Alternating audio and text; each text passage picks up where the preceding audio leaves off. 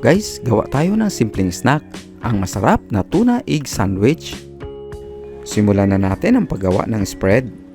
Gumamit lang tayo ng tuna flakes in can. Ilagay natin dito sa mangkok. Lagyan natin ito ng lemon juice. Lagyan rin natin ng hiniwang sibuyas.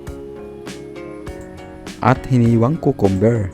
Hindi na natin pinakita ang paghiwa dito para hindi hahaba ang ating video. Nagpakulo na tayo ng itlog at ang igyok lang ang gamitin. I-mash lang ito. Ilagay na natin ang mayonnaise. Yung magandang klase ang gamitin nyo para mas masarap. Lagyan natin ng kunting asin to taste. At ground black pepper to taste. Haluin lang natin to ng maayos hanggang mag-combine. Siya nga pala, yung ginamit natin na tuna flakes and oil, yung tuna flakes lang ang gamitin natin at i-disregard na yung oil para hindi lumagnaw ang ating ginawang spread. Ready na ang ginawa nating filling, kaya proceed na tayo sa pag-assemble ng ating tuna egg sandwich. Napakadali lang nito gawin, kumuha lang ng isang piraso ng sliced bread at lagyan ito ng dahon ng lettuce.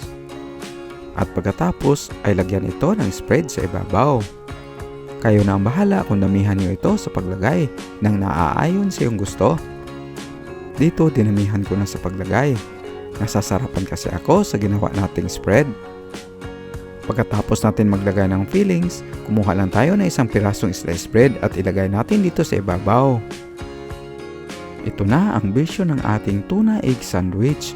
Napakasimple lang gawin, di ba? Pero masarap ito. Serve and enjoy!